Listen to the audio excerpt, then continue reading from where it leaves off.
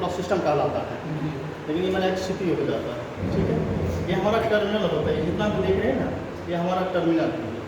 ठीक है, हेल्दी और रेड इंडिकेशन के लिए हमने 24 वोल्ट का एक बल्ब इस्तेमाल किया है, 24 वोल्ट का। ठीक है, वोल्टेज मेजर करने के लिए हमारे पास एक DC वोल्ट मीटर है, इमरजेंसी के लिए हमारा एक इमरजेंसी पुश बटन है, और पावर इंडिकेशन के लिए हमारा एक पावर है। ठीक है, कॉन्ट्रैक्टर में हमने एक फीचर लिया था, क्या कहते हैं, एम्पेयर के लिए, लेकिन इसको मैं भी रिप्लेस कर रखा हूँ, क्योंकि कॉन्ट्रैक्टर 24 या 38 या मतलब 110 वोल्ट तक कॉन्ट्रैक्टर काम करता है। वोल्टेज का एक इसमें खास मतलब एक तरह का मायने होता है। उसके बाद इस डिवाइस है एक मतलब डिजिटल है कॉन्टैक्ट प्रेशर, एक जैसे एक जब होल्डिंग कंडीशन में आता है, जब रिले हो या कॉन्ट्रैक्टर है, जब कॉन्ट्रैक्टर होल्ड होता है तो होल्ड की भी एक सीमा होती है कि कितने ज़्यादा होल्ड होगा तो अगर होल्ड कम होती है तो उसमें स्पार्क आएगा और फिर वो क्या कहते हैं आग लगने की संभावना ज़्यादा रहेगी। अगर बाई चांस हम किसी को लूज कॉन्टैक्ट देते हैं तो उसमें हमेशा वो स्पार्क लगते रहता है। तो उसके लिए हम इसे मेजर करेंगे कि उस कॉन्ट्रैक्टर में कितना फोर्स सप्लाई हुआ है।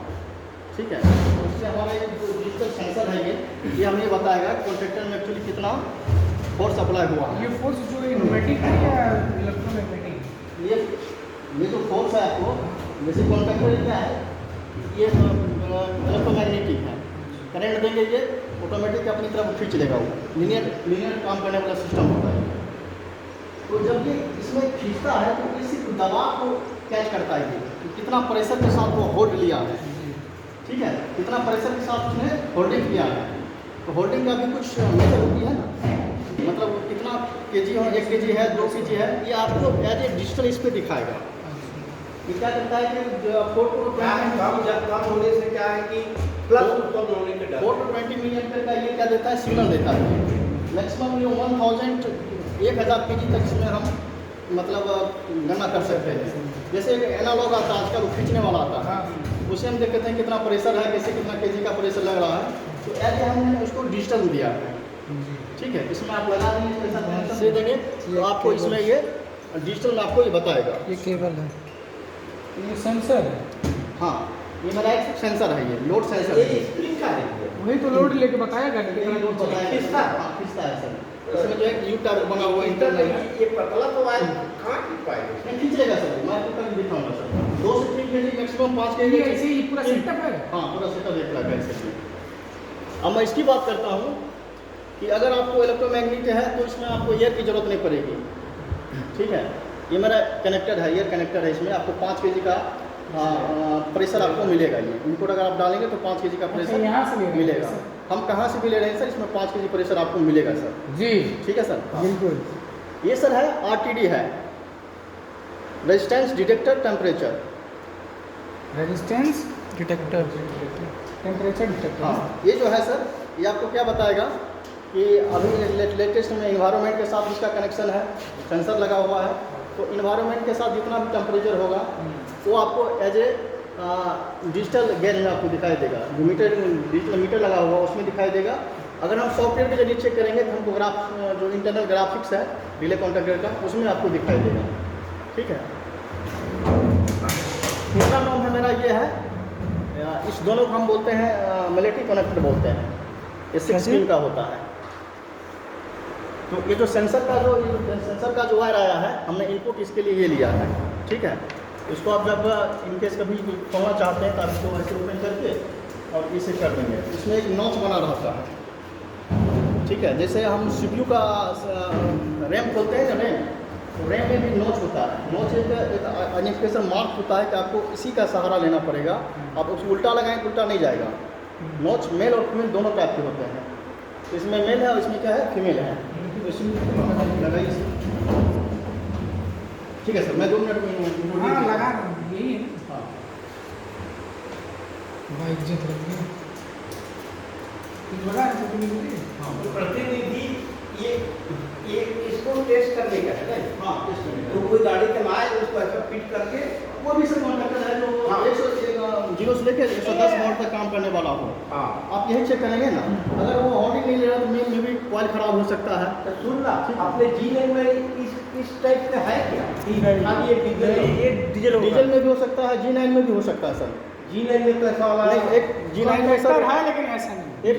एक सर जो पहले मैं आया था तो दूसरी टाइप कॉन्ट्रैक्टर मेरे को दिया गया था, हाँ, वही दिया। थ्री फेज का था ना, हाँ 3 टर्मिनल था ना, तो वो भी हो सकता है। मतलब उसका इंटरनल इनपुट 0 से लेकर 110 वोल्ट तक होनी चाहिए, किसी भी तरह का हो वो आपको वो चेक कर देगा ये। ठीक है, ये जो एयर प्रेशर जो इसका जा रहा है उसी को वो आपको इसमें बताएगा कितना एयर प्रेशर है, एज ए डिजिटल आपको इसमें शो करवाएगा। ये मेरा जो देख रहे हैं इसको बोलते हैं सेलेक्टर स्विच बोलते हैं। अगर एक पे रहेगा तो ये मैनुअली काम करेगा, ठीक है। 2 पे रहेगा तो ऑटो मोड पे काम करेगा। मैं आपको भी लाइव करके दिखाऊंगा, ठीक है। तो अगर ये 2 पे रहेगा तो इसका कनेक्शन हो जाता है डायरेक्ट PLC के साथ हो जाता है। तो आप इसको ओपन करते हैं और इसमें बताते हैं इसमें कहाँ क्या लगा हुआ है। ये मेरा टोटल न्यूमेटिक सेक्शन लगा हुआ है, ठीक है। और ये जो सेक्शन है मेरा PLC प्रोग्रामिंग लॉजिक कंट्रोलर, इसके अंदर हमने सॉफ्टवेयर डाल रखा है उस तरह का। सीमेंस की टोटल है और वायरिंग जितना भी है सब सारा वो डाटा कार्ड क्या है? इसमें कार्ड लगते हैं क्या? ये PLC का कार्ड हाँ, कहाँ है? ये कार्ड यही है। ये कार्ड हाँ, है, ये तो कॉन्ट्रैक्टर है। ये भी कहलाता है मेरा CPU कहलाता है।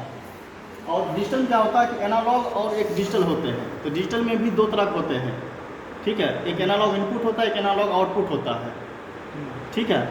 एनालॉग इनपुट और एनालॉग इनपुट आपको मैं जब DB का दे रहा था तो आपको याद है ना, बताया था ना आपको। नहीं मैं पढ़ा हूँ हाँ, तो ये जो है ये एनालॉग कार्ड है। ये इसको भी हम साइंस की भाषा में CPU बोलते हैं, सेंट्रल प्रोसेसिंग यूनिट, क्योंकि ये तो इसमें कॉन्ट्रैक्टर है ना? नहीं कॉन्ट्रैक्टर नहीं है, ये PLC है। ये इधर उधर मत देखो आप लोग। PLC है, प्रोग्रामिंग लॉजिक कंट्रोलर है। इसमें आप इस नंबर को सर्च करेंगे तो डायरेक्ट वो पूरा डाटा दे देगा आपको। अब बाद में करेंगे सर्च पहले, फोटो खींच आप पूरा आप ही का पूरा सिस्टम है, नहीं ठीक है। इसमें 2 तरह का मॉड्यूल है, एक CPU है और एक मेरा एनालॉग मॉड्यूल है। एनालॉग मॉड्यूल क्या करता है कि जैसे ये जो है मेरा ये एनालॉग सिग्नल देता है। ये मेरे को ये जो सेंसर लगा हुआ है लोड सेंस का, ये एनालॉग सिग्नल देता है। RTD है वो भी हमें एनालॉग सिग्नल देता है, ठीक है। और ये जो देख रहे हैं बटन, ये हमें डिजिटल सिग्नल देता है, ठीक है। तो डिजिटल सिग्नल या तो 24 वोल्ट हो सकता है और एनालॉग 0 से 10 वोल्ट हो सकता है, या 0 to 20 मिली एम्पियर तक हो सकता है। तो हमारे पास जितना भी है इसमें आप देखेंगे तो ये आपको क्या देगा आउटपुट, इसमें ऑलरेडी मेंशन किया हुआ है 0 मिली एम्पियर है लिखा है ना। तो मतलब ये आपको 0.4 to 20 मिली एम्पियर तक आपको सिग्नल देगा। ये सिग्नल को कैच करने के लिए हम सर्किट में हमेशा सीरीज में लगाते हैं कोई चीज़ को। करंट हमें करंट कब मिलेगा, जब हम किसी भी सर्किट में जब हम सीरीज में लगाएंगे तब हमें करंट आउटपुट हमें मिलेगा। तो इस सारा जो फंक्शन है हमने सबको सीरीज में दे रखा है एज ए वायरिंग के अनुसार। हमें क्या दे रहा है, इसमें जितना भी होगा ये सिग्नल दे रहा है, डायरेक्ट PLC को दे रहा है, डायरेक्ट इसको दे रहा है, और ये हमें फिर उसी को एज ए ग्राफिक्स आउटपुट हमें दे रहा है। सिग्नल को कैच करके हमें विजुअल हमको दे रहा है, ठीक है। जैसे कंप्यूटर की बात करते हैं, इसमें भी आपको पता है कि 0-1 पूरा खेल कंप्यूटर में 0-1 का ही खेल है, लेकिन उसी को हमने एक मतलब आसान भाषा में समझ हमें ग्राफिक्स में दे रहा है। लेकिन इंटरनल क्या है कि 0-1 का ही सब टोटल खेल है, डिजिटल सिग्नल का ही टोटल खेल है कंप्यूटर में भी। ये जो आप देख रहे हैं ये DC वेरिएक है। जब आप इसमें 220 वोल्ट इनपुट देंगे हमें ये क्या करता है कि वेरिएबल आउटपुट दे देता है, DC वेरिएबल आउटपुट दे देता है, ठीक है। मतलब ये DC सप्लाई को ही DC सप्लाई में छोटा कमांड देता है। AC सप्लाई को इसने DC में कन्वर्ट कर दिया। इसके अंदर एक रेक्टिफायर सर्किट लगा हुआ है, पढ़े थे ना रेक्टिफायर सर्किट, डायोड से जो मिलके बनता है। रेक्टिफायर होगा, फिर आगे फिल्टर लगा हो, कैपेसिटर लगा होगा। हमें क्या मिल जाता है, AC से DC मिल जाता है। DC जमाने के बाद क्या होता है, DC में फ्रीक्वेंसी होती नहीं है, वो 2 भाग में डिवाइड हो जाता है, प्लस और माइनस के रूप में। और टोटल जो सर्किट होती है हमारे कॉन्ट्रैक्टर ये DC पे ऑपरेट कर। वो नहीं, मैं क्या पूछ रहा था कि ये AC सप्लाई को वेरिएंट कर रहा है, वेरिएबल बना रहा है। हाँ, वेरिएबल बना रहा ये है, ट्रांसफार्मर की तरह काम कर रहा है। एक तरह का transfer step down variable transformer है ये, अच्छा, ठीक है। वेरिएबल ट्रांसफार्मर है, लेकिन उसी को हम आगे सर्किट लगा के हम उसको DC में कन्वर्ट कर दिए हैं। फिर ये DC में ही कन्वर्ट हो जाएगा। नहीं, आगे सर्किट लगा हुआ है इसके अंदर, जब उसके पूरा एक सेटअप है आप एक काम करिए, एक बार फिर से शुरू से बताइए, मैं समझ नहीं पा रहा हूँ ये क्या है। इसको बोलते हैं DC वेरिएक बोलते हैं, ठीक है। इसमें अगर आप 220 वोल्ट लेंगे, 220 वोल्ट मतलब AC या हाँ DC? AC लेंगे तो हमें ये क्या कहते हैं, बहुत सारे 0 से लेके 200 लगभग ये 240 तक हमें वो देगा, AC ही देगा वो, ठीक है। लेकिन हम उसको क्या किए हैं, आगे एक रेक्टिफाइड सर्किट लगाए हैं।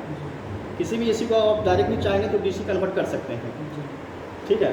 तो डीसी कन्वर्टर से तो हमें डीसी क्या हो गया, वेरिएबल डीसी हो गया। हमें 0 वोल्ट चाहिए, 2 वोल्ट चाहिए, 110 तक चाहिए, जितना चाहिए आपको एज ए रिक्वायरमेंट आपको ये काम करके देगा। समझ रहे हैं ना? तो ये एसी में ही देगा ना? नहीं, डीसी में देगा। डीसी में देगा। ये वेरिएबल है, ये एसी देगा, लेकिन आगे जो सर्किट लगा हुआ है इसके साथ फ्यूचर जो सर्किट है वो हमें फिर डीसी में देगा। ठीक है, वो बिल्कुल पोटेंशियोमीटर की तरह ही काम करता है, आसान भाषा में समझे तो। ठीक है, बस ये मेरा टोटल लगभग कंप्लीट हो चुका है, इतना मेरा इसका इसमें काम क्या है? हाँ, अब हम आपको काम बताते हैं, आपको बताते हैं काम की कैसे कॉपरेट करेगा। इसको ऑन करें, बिल्कुल। मन कीजिए।